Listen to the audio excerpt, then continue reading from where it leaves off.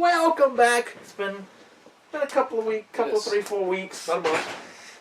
We're back for episode 168. Oh, we got it wrong. Yes, 168.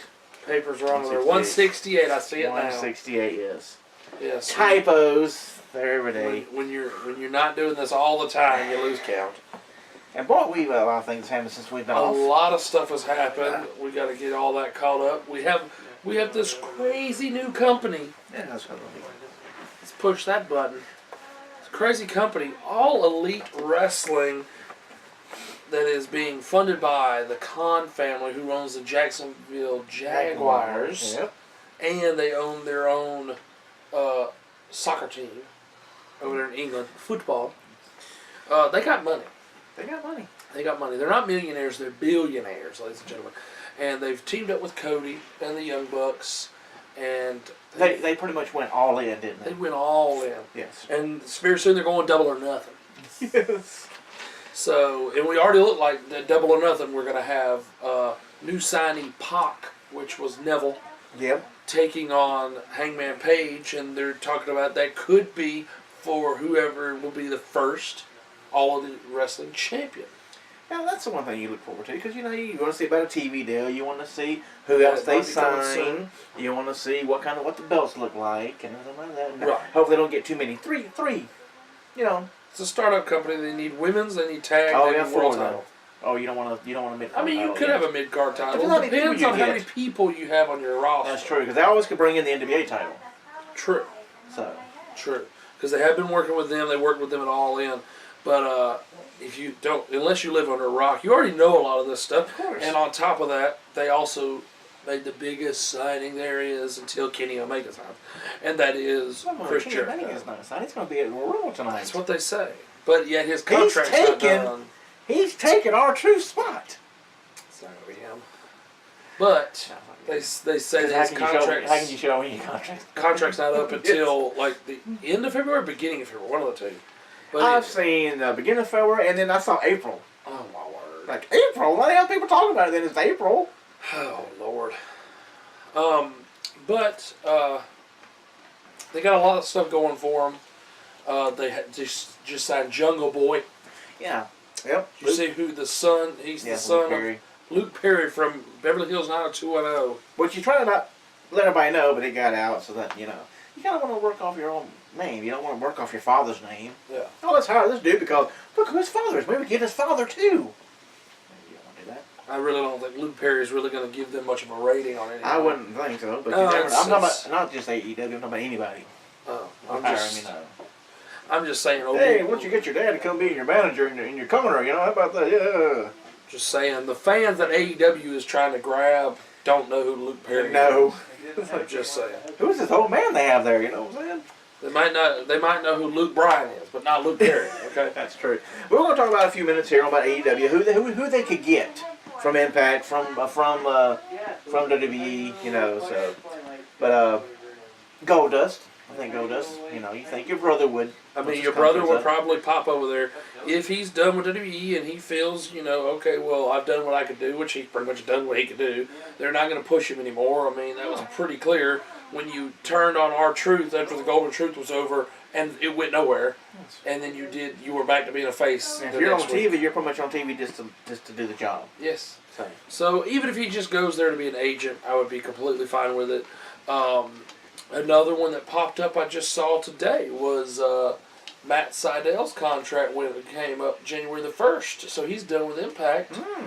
And according to Dave Meltzer, which nobody listens to him, but anyway. Did he give it 5 stars? probably. Conrad Thompson listens to him, but Meltzer said that he has gotten offers from AEW and the WWE. That's not how there's no room for him. We got enough people already. We don't need him in WWE, but in AEW, I think he would work well. I think he would too. Gets people like Pac and things like that. Like he has that kind of style. That would be really good.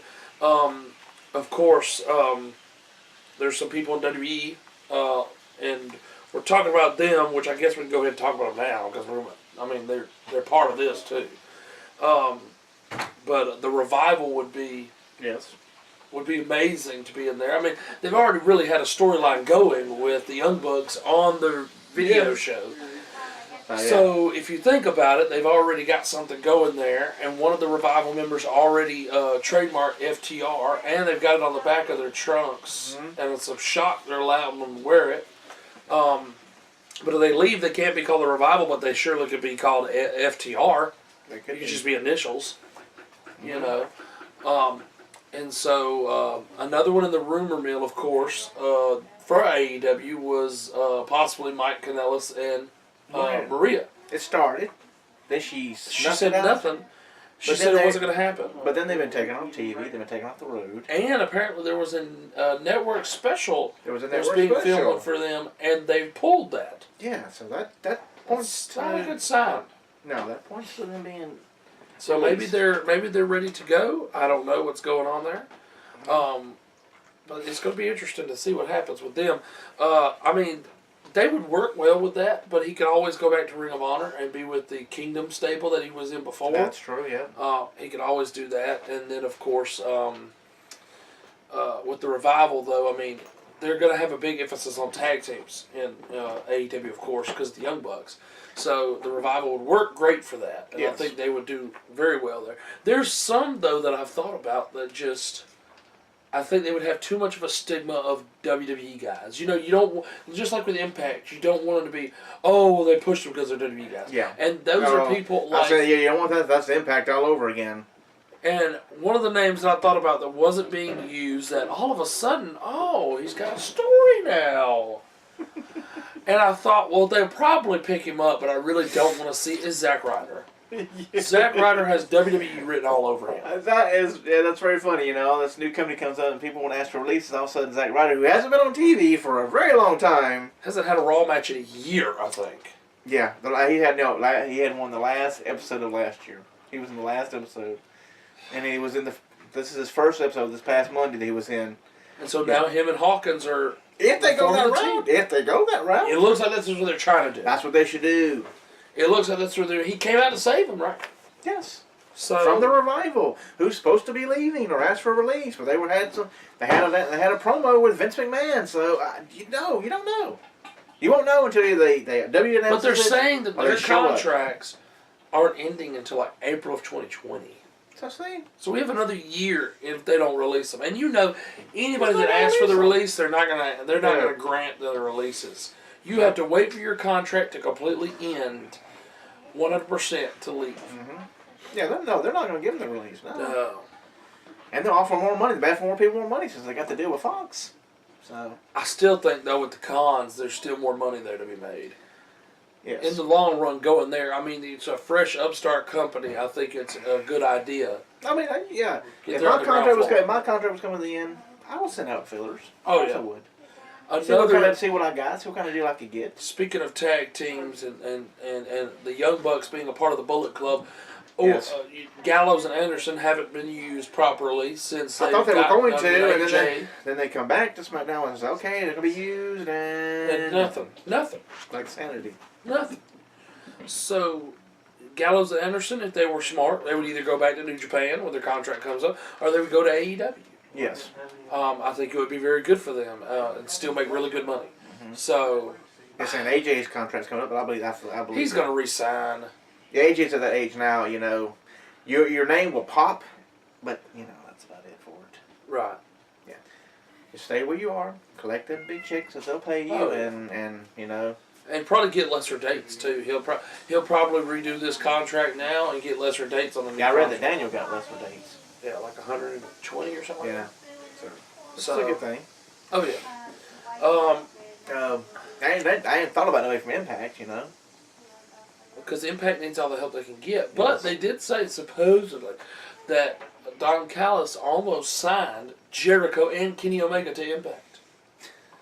Almost. Almost. But it was because AEW, they weren't sure if it was going to be legit or not.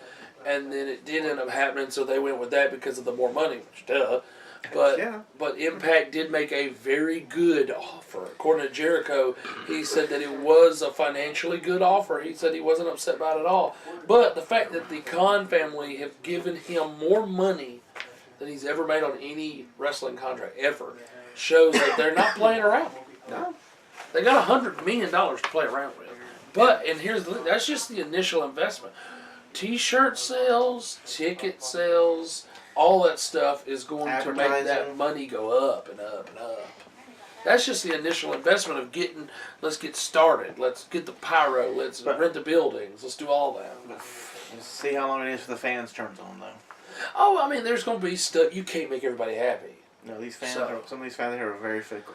You can't make everybody What if they don't do pyro? Oh, yeah. Pyro. You didn't do pyro? Oh, Or, wait a minute. Does that say PG?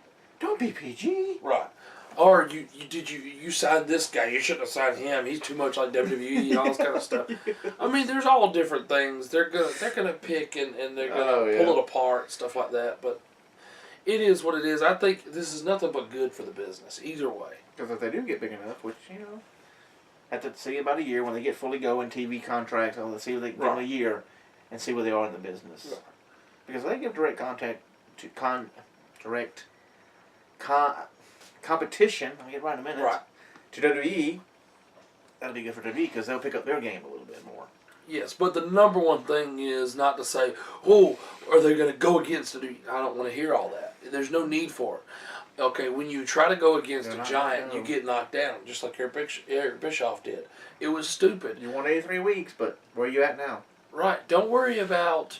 Oh, can we defeat them? No. Let's just let's just try to get to the same level. Raw owns Mondays. Mm-hmm. SmackDown will own Fridays. Impact on Thursdays. NXT on Wednesdays. And they'll fit right there Tuesday. Yeah, and that's what they're talking about, doing a Tuesday night show. Yeah, that'd be perfect. You're not going against any other company. Right. So you got fans who watch WWE or Impact or NXT can go, well, my show's not on.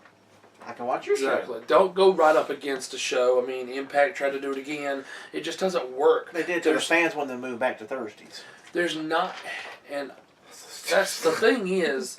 Our fans have voted. The thing They want is, us to it's move back not, to Thursdays. it's not like it was in the late '90s. No. There was less channels then. Mm-hmm. There was less options. There was huge ratings. There was 8.6s and 9 point this and all. That rating isn't there anymore. You're lucky to get a 2 and a 3. If Vince was worried about ratings, he would definitely change things before when they're getting low 2s and high 1s sometimes. So. And clearly, if they're willing to pay the amount of money they are for 1s, 2s, and 3s, then it must not be that big of a deal that they're not in the 8s anymore like they used to be. But, I mean, that's the thing. Like, you don't worry about being a direct competitor, on the same night. None at all. But I'm not going to watch Mondays anymore because, hey, I'm not into it, but Tuesday's my night. Okay, well, they'll see a difference in the rating then. Yeah. But their main person is not the internet fan, which is what AEW's going for. Yes. The casual fan is what they care about. When that pocketbook is hit, then they'll do something different. Yes. And you can't sell it with a small arena. Right. 15,000 seat, you get 9,000 people. Mm-hmm. That's the best you can get. Yeah, when your arenas aren't filling up attention. enough. They don't care about ratings anymore. That's so WCW, WWE back then. Which we're going to talk about in part 3. If it's not, but right now, it's not. Merchandise sales and ticket sales. That's all they care about. Yeah. Well, that's it for part 1 back here for 168. Yes. I'm Mike Hogan. And I'm just a Kyle. We'll see you with part 2 as we talk about some news and a little bit of rumors here.